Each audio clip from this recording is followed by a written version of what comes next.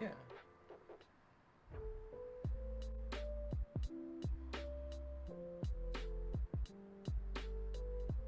Yeah.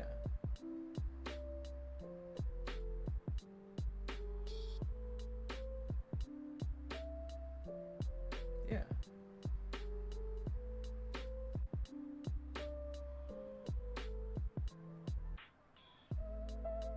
Yeah.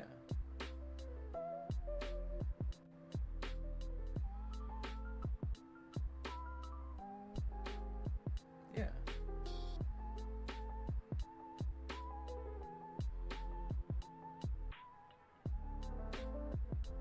Yeah.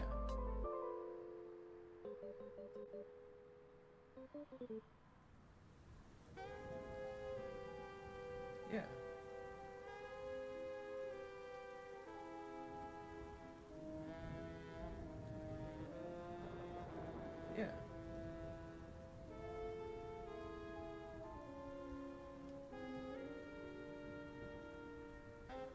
Yeah.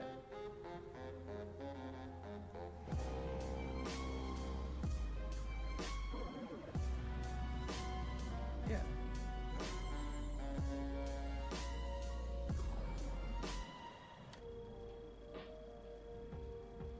Yeah.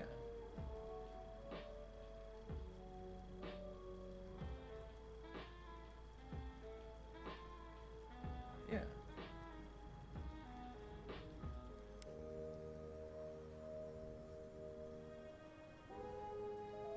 Yeah.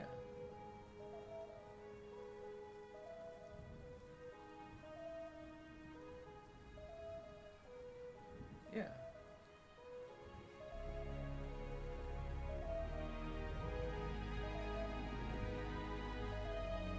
Yeah.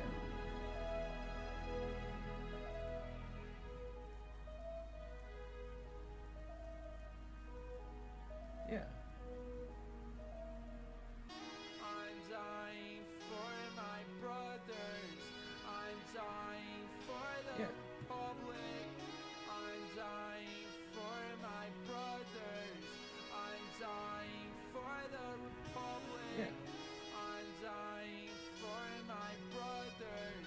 I'm dying for the Republic.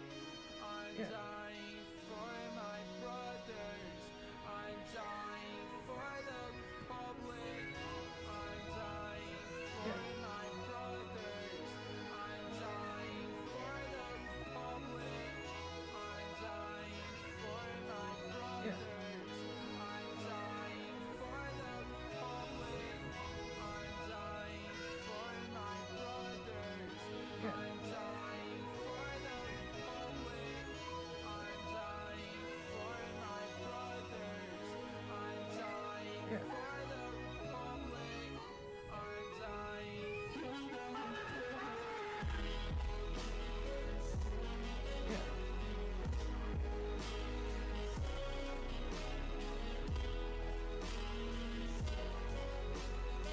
Yeah.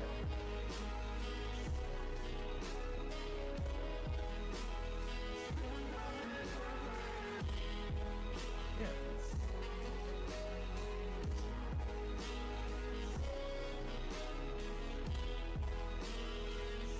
Yeah.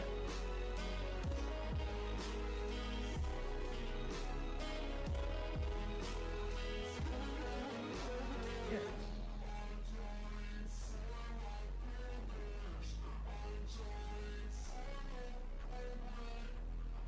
Yeah.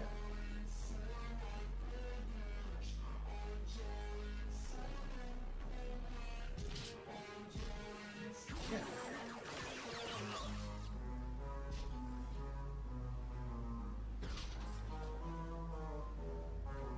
Yeah. Greetings, Padawans, and welcome to the Archives. Here to unlock this holocron, here's the man of the hour, Jedi Master AlsoTeeko.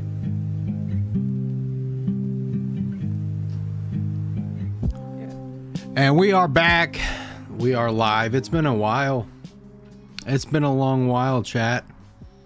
Been a long while since we've been here. Been a long while since we've been on the pod, and we're happy today to be here on the pod. This is Star Wars The Archives podcast, episode number 43, which is nuts. It's nuts to even comprehend. I am going to be turning this into a weekly upload as it used to be. There just wasn't much Star Wars to talk about, which I hope that you guys can understand and sympathize for and get that needed a little bit of a break, because there was just so much that we could have talked about without really running things dry. And very happy to be here. Very happy to be hanging out talking Star Wars, because it's always fun and it's always a good time. So Hello there. welcome on in. If you have any questions, if you have any comments, if you have any concerns, let us know in the live chat. Before we get going with today's show, let me just give a brief little rundown on everything that we are talking about. As you can see, the title is Revenge, Rebellion, and the Stories Yet to Come. You can kind of get a gist of where we're going with that. So we're going to talk about the 20th anniversary of Revenge of the Sith. We're going to be talking about Andor Season 2. We're going to give a couple of updates on my book and some future Star Wars stories. Not just the announced ones, but ones that I feel like deserve a shout.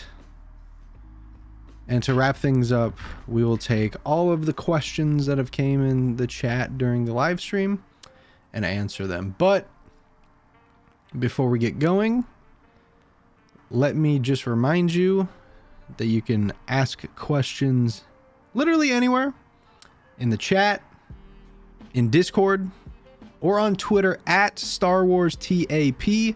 Remember to always tap in. Now we have a couple of questions that we didn't get to in the last episode, and these ones are pretty fun ones, I would say. Actually, they're pretty fun ones. First, we have, what are your expectations for Andor Season 2? That is from Devoid Sanity, and that's getting its own segment later on. But this one comes from Atticus. If you could choose a time and place throughout the Star Wars universe, what would they be? And I'm assuming that they're meaning if you could choose a time and place to live in, to go into, what would it be? I would love, like, first instinct, I would love to just be like on Coruscant during the Clone Wars, because that's got to be like the best news content that you could ever want. Because if you guys didn't know, in Star Wars, the HoloNet would show highlights of the Clone Wars as if it was a LeBron James dunk, or a Stephen Curry 3, or a Patrick Mahomes touchdown pass, a Super Bowl, a football game, what have you. They would show highlights of the Clone Wars on the news. Because of that, Anakin Skywalker and Obi-Wan Kenobi became two of the most popular and famous people, not just on Coruscant, but in the entire galaxy, because everyone was tuning into the HoloNet news, the HoloNet evening news, and you would see the heroics of General Anakin Skywalker and his 501st Clone Legion kicking down the separatists. And I feel like that would be so sick, to just be eating dinner, turn the news on, and see some Jedi highlights. Are you kidding me? That'd be so sick. That'd be so sick. Great question. Great question. And if you guys in the chat want to answer these as well, definitely feel free, and we'll showcase some answers as well. Next one comes from AMA Reaper. favorite Star Wars character and why. This one's a tricky one. I do go back and forth with a couple of characters. But I think Ben Solo is my favorite character. Because I see myself in Ben a whole lot. I really do. And I didn't want to do the typical Anakin, Luke, Obi-Wan, Qui-Gon. So outside, I'll say outside of all the main characters, in fact, because Ben Solo, Kylo Ren, is the main character of the sequel trilogy. We've discussed that in podcasts past. So a favorite non-main character. I'm even going to include books because I was in Scribes and Wolf's, my boy Bolfy. They were doing a podcast and we were kind of talking about books towards the tail end. I'd say Bane, but he is literally the main character.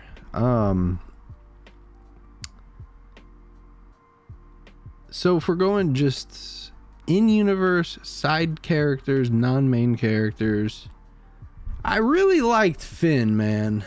I really liked Finn. Episode 7 Finn had so much potential. I think Han Solo's sick.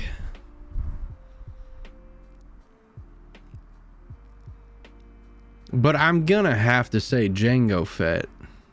I'm gonna have to say Jango Fett. Because without Boba Fett, we don't get a Jango Fett, right? And Boba Fett was one of the most popular action figures of the 80s. Of the entire 80s. And I love that we got his backstory in the movies. I felt like that was so sick. And then Clone Wars went into it as well. But Jango Fett especially, just a smooth operator. Especially with his line. And it's fitting that we get the clone theme right here. The Clone Commando theme. I'm just a simple man trying to make his way in the universe. So I think Jango Fett's sick because he is the epitome of the everyman who probably didn't fucking like Jedi in the first place. And they don't like Jedi in the first place. Like, this guy's a dork. Obi-Wan Kenobi, what a nerd. Not only was he a Mandalorian, but he was one of the bad guys of one of my favorite movies. I still, like, to this day, I think it was the first movie I saw in theaters as well. I'd really have to do research. But I think that it was the first movie that I saw in theaters as a human being.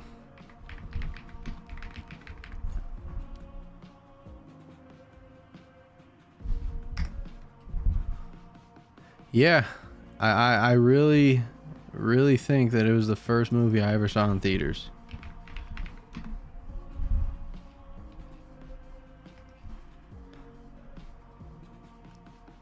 Yeah, I really think it was the first movie that I ever saw in theaters. Reason being, right? When did Attack of the Clones come out? I need to know, like, the day. The 16th. Yeah, literally, it was the first movie I saw in theaters by a week. Because we saw it opening night. A week later, maybe not a week later, but sometime later, at least 1 week later, Spirit came out, and I remember seeing Spirit in theaters. That was pretty cool. But yeah, Attack of the Clones, man, Jango Fett, hands down one of my favorite characters of all time. Hey, I appreciate you. How do I say your name? How do I say your name? Is it just Riva Lux 4? Riva Luxa? Yes. Exclamation point Discord. Very interesting. No. No. I know you're a bot, but feel free to join up right there. Great question though. I always my favorite character changes all the time, so maybe next week it'll be Tim from season 1 of Andor. Who knows? Who knows? It really depends. But I've been really diving into the VHS sets of Star Wars. I'm trying to get my hands on the prequels. I know they didn't make VHS for Revenge of the Sith. By that point, it was just DVD. But I really want to get a VHS copy of The Phantom Menace and Attack of the Clones, because I remember Attack of the Clones so vividly on VHS. It had the dopest little introduction with C-3PO and R2-D2. The dopest, right? And when I was little, I climbed up my dresser and I accidentally pulled my dresser down. The TV bounced and then landed on my ankle. Attack of the Clones was in the TV, and it busted up. I have them on Blu-ray, I have them on DVD, but I am just getting really into vintage media. Just a little hobby of mine. But it would be really cool to have that on VHS, because I do have a VHS player, and I have a Luke Skywalker VHS remote control. It's pretty sick. It's pretty dope. But yeah, very, very cool. Very cool. Man, how about Star Wars though? It was dead, right? Just the vibe, the feeling. It was dead. It was feeling a bit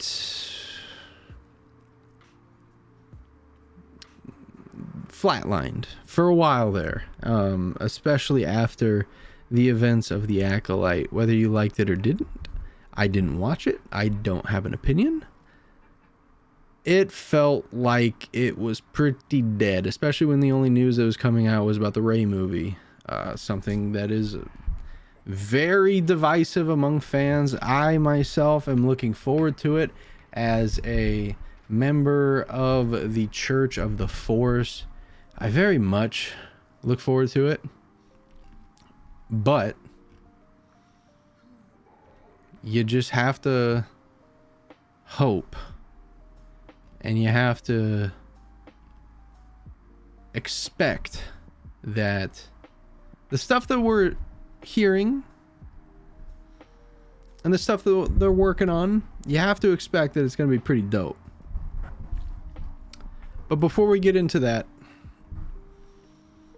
let's talk about the thing that quite literally brought a defibrillator unit to Star Wars. And that is the 20th anniversary of Revenge of the Sith coming back to theaters. Now, I don't know about you guys, but I anticipate seeing it twice, minimum. I am going to see it on the 25th of Friday when it comes out. And then I'm going to see it the wraparound Tuesday, because Regal, the movie theater that's nearest me, does $7 movie tickets on Tuesdays. And I just so happen to have Tuesdays off of work. So that's going to be really, really sick. I'm really looking forward to that. And I even heard through the grapevine, aka X, I saw on X, that they're doing these really sick little Darth Vader cups. But it's his helmet. It's not a popcorn bucket. I did assume that they were going to do a popcorn bucket, but they're doing a drink cup. And I kind of prefer that. No? Having a drink cup as opposed to a popcorn bucket. I think I'm going to get more use out of it, truthfully. Normally, I'm a blender bottle guy. I use a blender bottle for everything, whether it's ice water, Gatorade, a mocktail. It is the weekend. Happy Friday, everybody. God bless. 300 Bang Bang Sosa. Fuck what you heard. It's what you're hearing. I think a drink cup is so much more diverse and flexible than a popcorn bucket. Simply because the usage. How often are you going to use a popcorn bucket as opposed to a Helmet Cup. So that's the first thing I'm looking forward to. Abso-freaking-lutely. It's going to be so sick. But the second thing is, I saw this in theaters with my father and my brother and my sister as well. I think she was there too, because she's a Star Wars fan too. I think it's going to be so much fun, you know, being in there with like-minded individuals. I have a shirt. I got a shirt, a Revenge of the Sith shirt. I couldn't find anything The Phantom Menace because everything was just price gouged, but I got a shirt for Return of the Jedi when that came to theaters as well. So I'm just really excited, man. I'm excited, and I think it's going to have a positive impact. Definitely. You know, 2005, I want to say that, you know, journalism and media and all that BS, Hollywood, I think it was filled with a bunch of people that should be in prison. And a lot of them are in prison. Big wigs. And just a bunch of jerks, you know? And I feel so bad for Hayden Christensen, because whether you're a Star Wars fan or not, whether you're part of the media or not, you've heard the slander put upon his name about his terrible performance, his wooden performance, his cringe dialogue. Listen.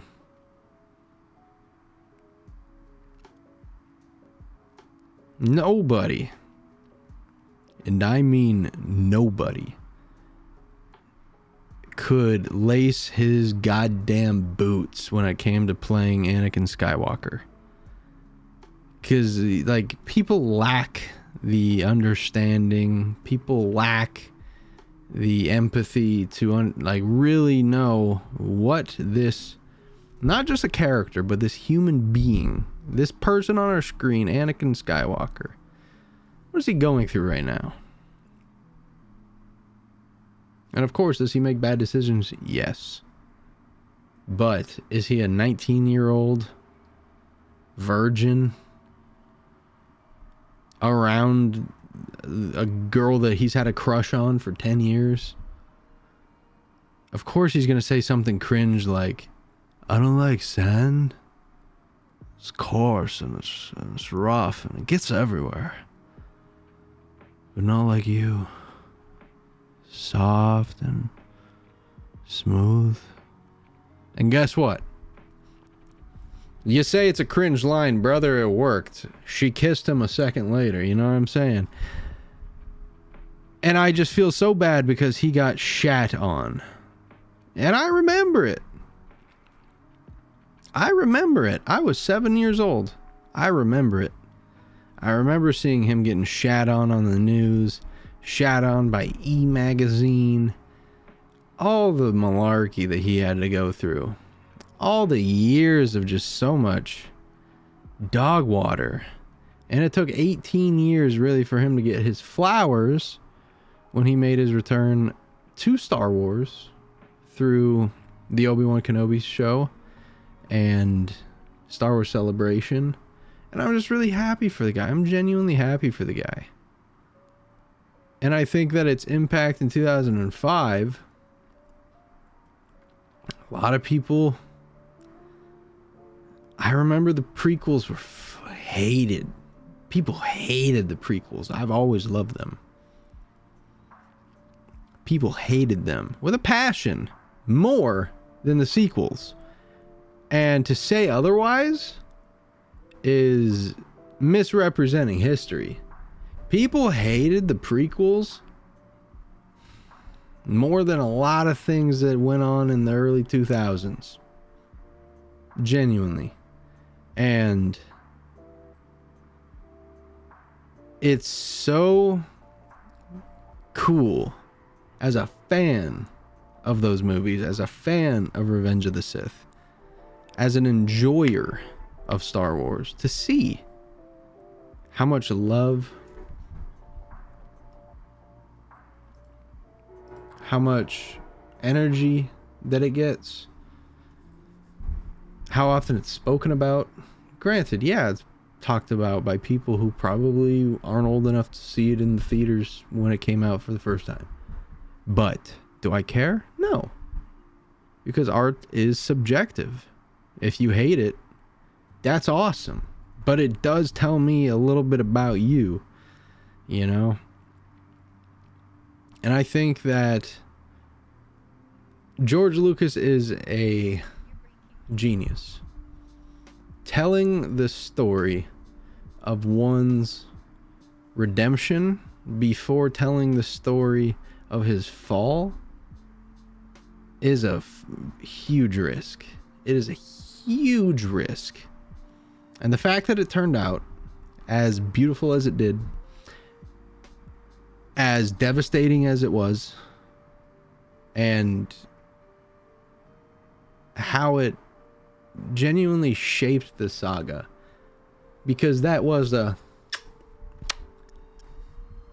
cherry on top, you know? That is the cherry in the Shirley Temple. That is the oregano on top of the soup. It was beautiful. It really was. And it's the Star Wars movie I have seen the least because of just purely how devastating that it is.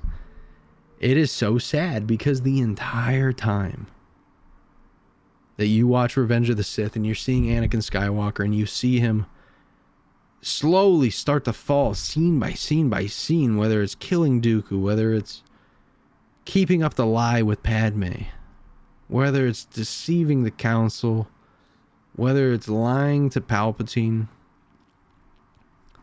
you see him slowly fall down the slope. You see him desperately grasping for something to hold on to. But at that point, it is too late. It is too late. And when he sheds that tear,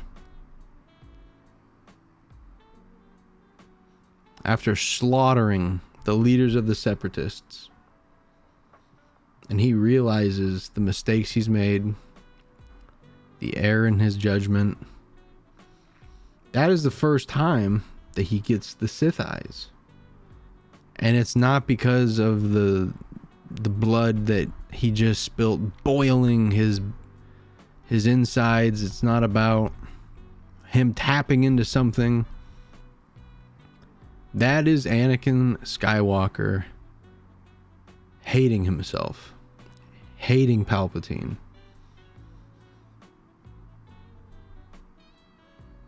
And at that point, he knows that it's too late.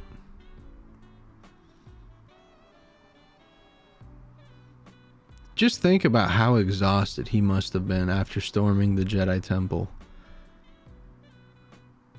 Those were the same people that were mocking him, that he felt were holding him back, that he felt were evil.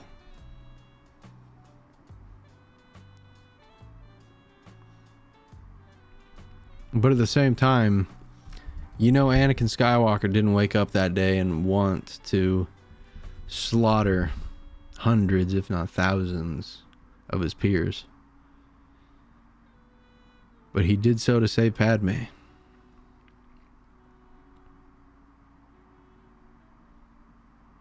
And I think having the backstories like the Clone Wars, the front stories like Ahsoka, Obi-Wan Kenobi, I think it only helps to make it even more devastating, even more beautiful, and even of a tougher watch, man, because God, you just hope, you just pray that he takes up Obi-Wan's last ditch offer.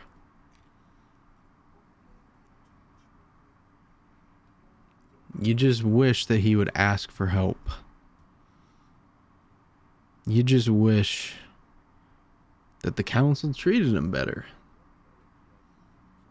This is the greatest Jedi to that point to ever live. And they treated him like a minimum wage worker. Because truthfully, that's what he was to Mace Windu. That's what he was to Yoda. Ah, Skywalker. Such a silly boy are you. And I think that if one thing changes along the lines, changes the course of history forever. But that's the tragedy of Revenge of the Sith. And where there's tragedy, there's always beauty.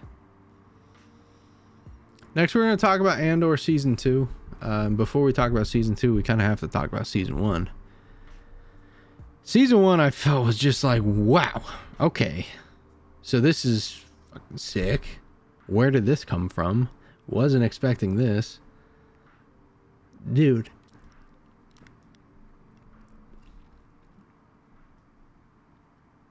No one was expecting anything out of Andor.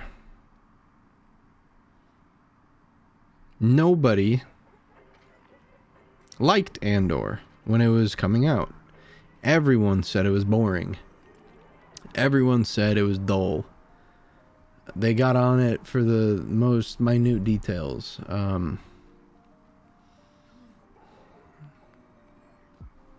They said there were no aliens. I know my boy Theory had a problem with the bricks and screws. Good point that he made, though. You know, I did understand his point, where he was coming from. But people were just getting on it, is what my salient point is. People were getting on it. They said it was boring. They didn't like it.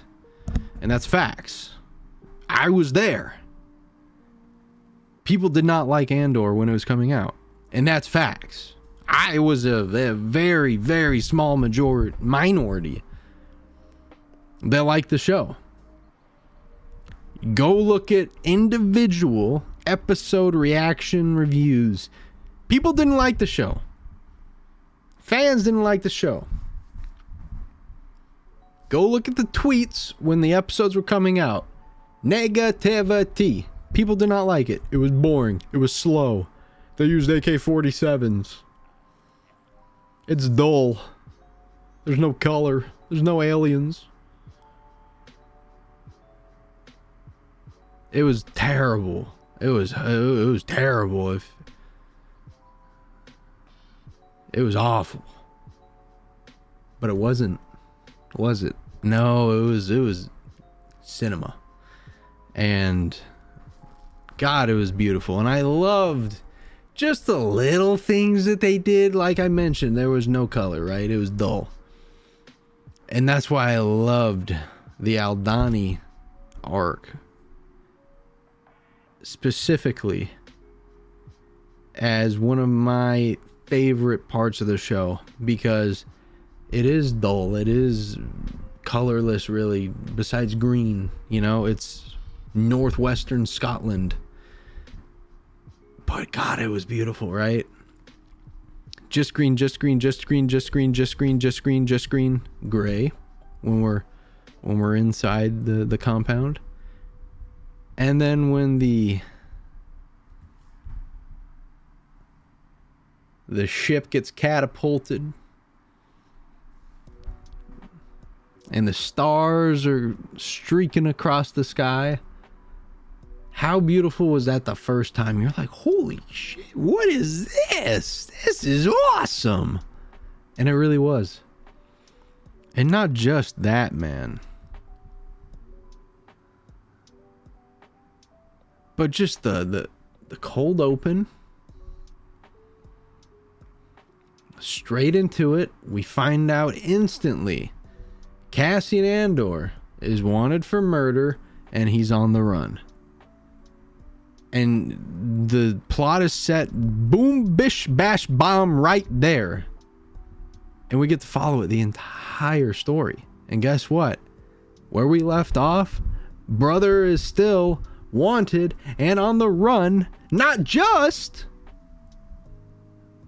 from the corpos, from the Empire, but also from the Book of Rebellion.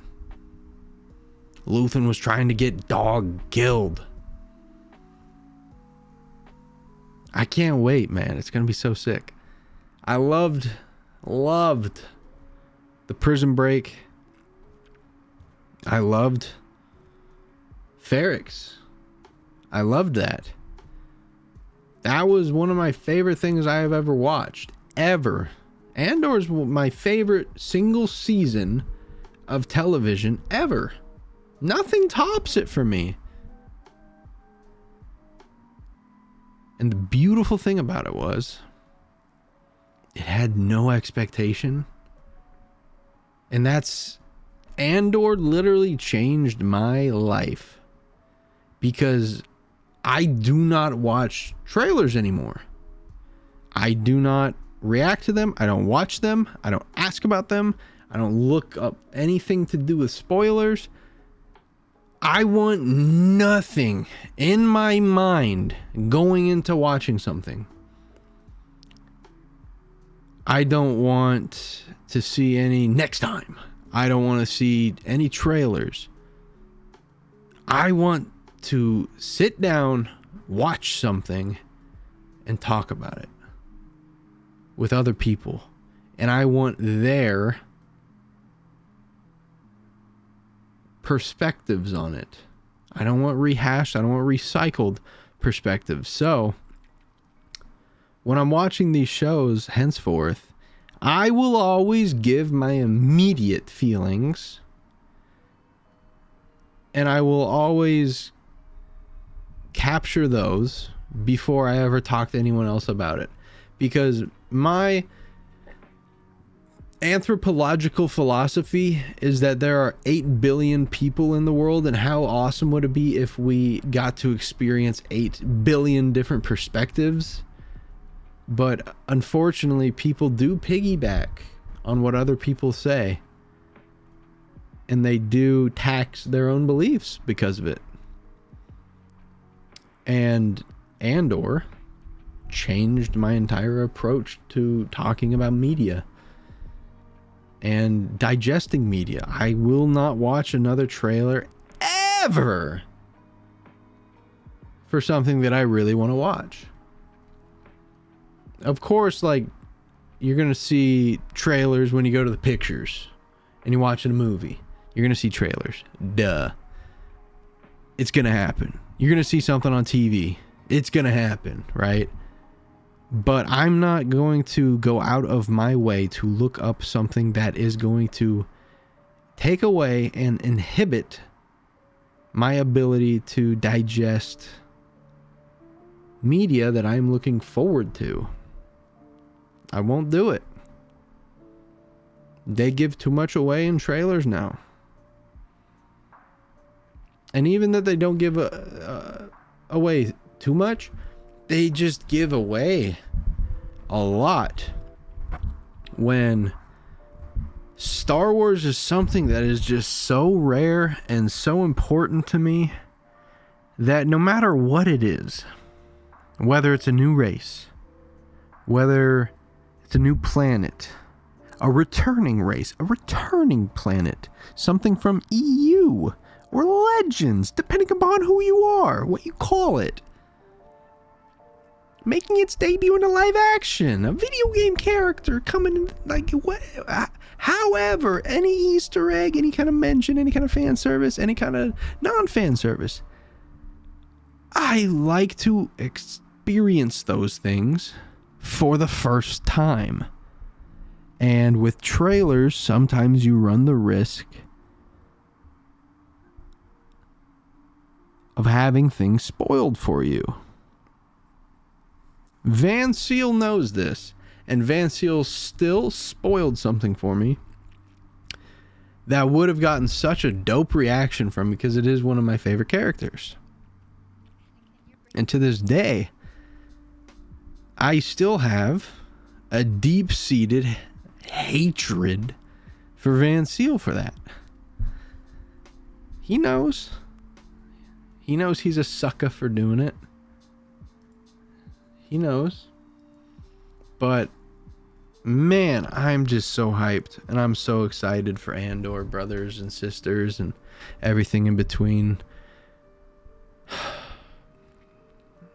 And I freaking love that Star Wars is being so respected, I feel, by so many people.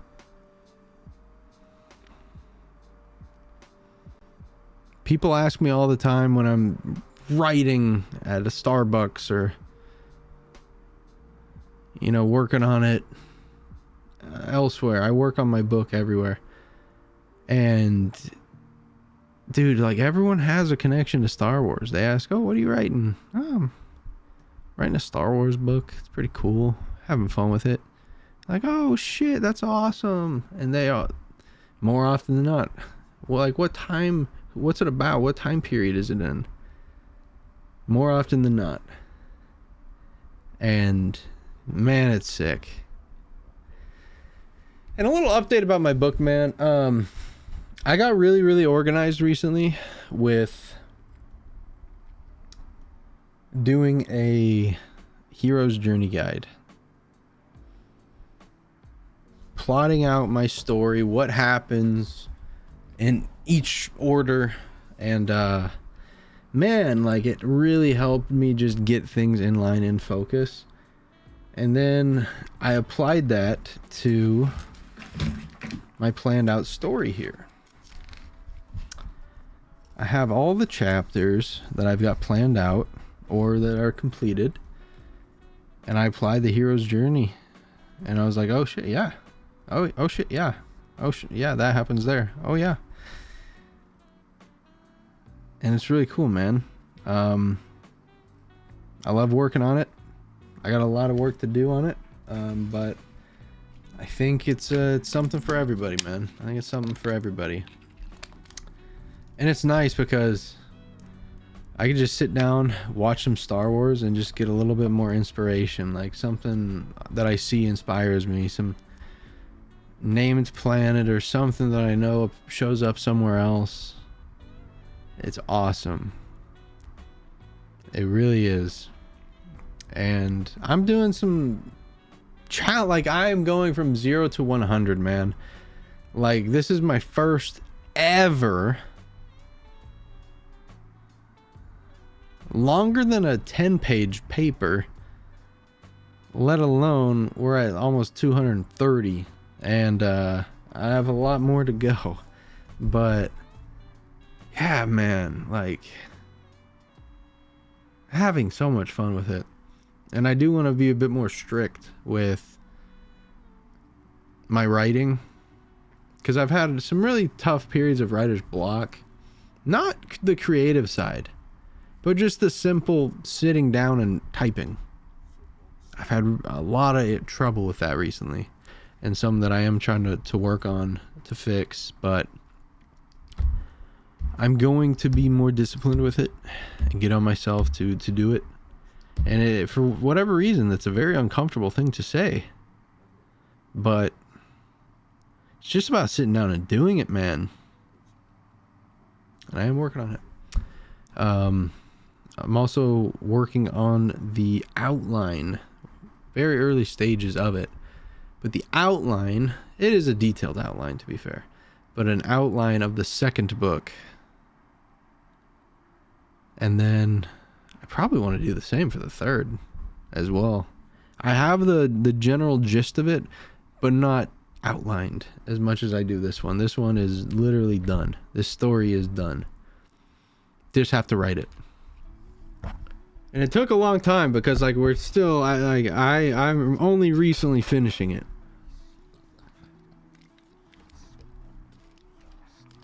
I'm only recently finishing it.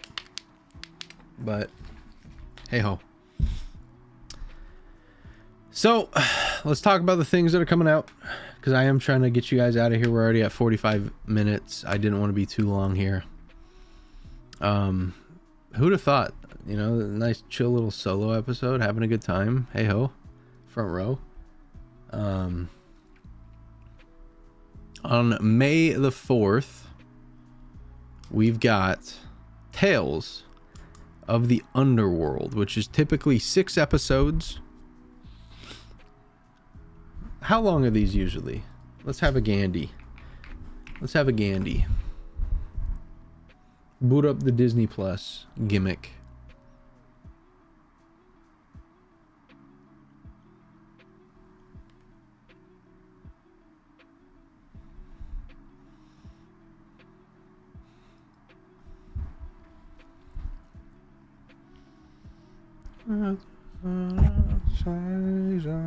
Planet.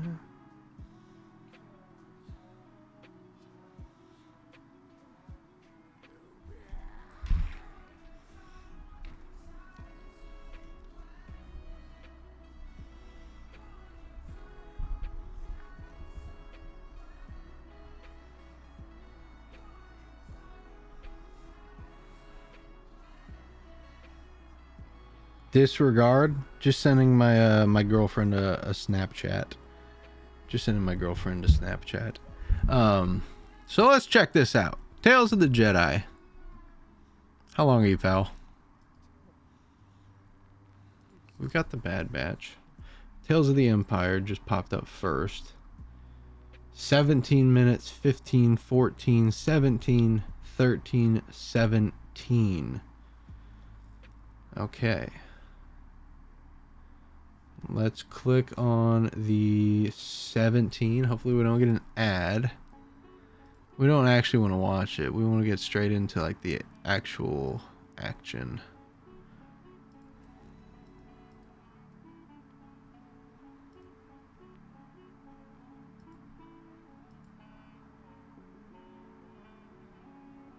So 28 seconds.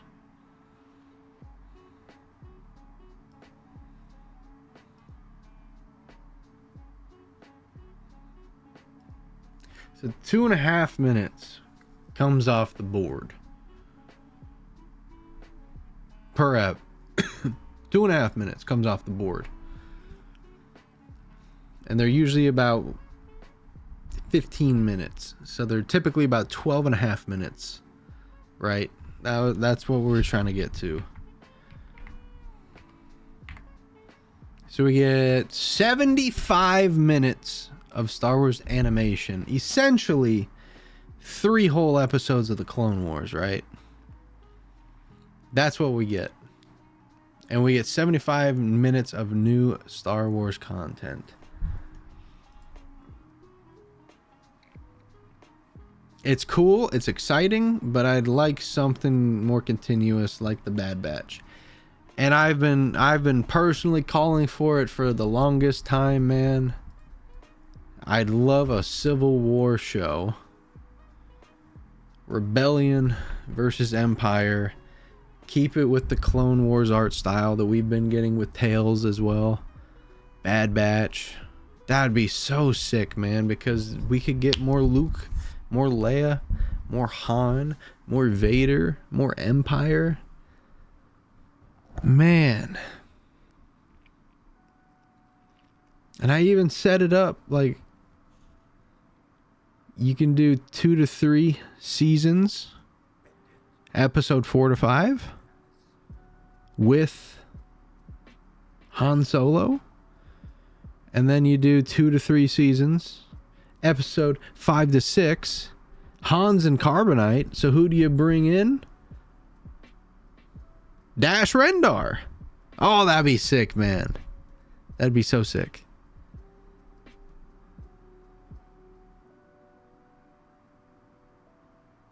Utilize these gaps and tell these stories, man. Like, I think they should have been done one about the New Republic. They should have been done one. And that's where I'm writing my book. I'm writing a story of what takes place there. And that's pretty sick, man.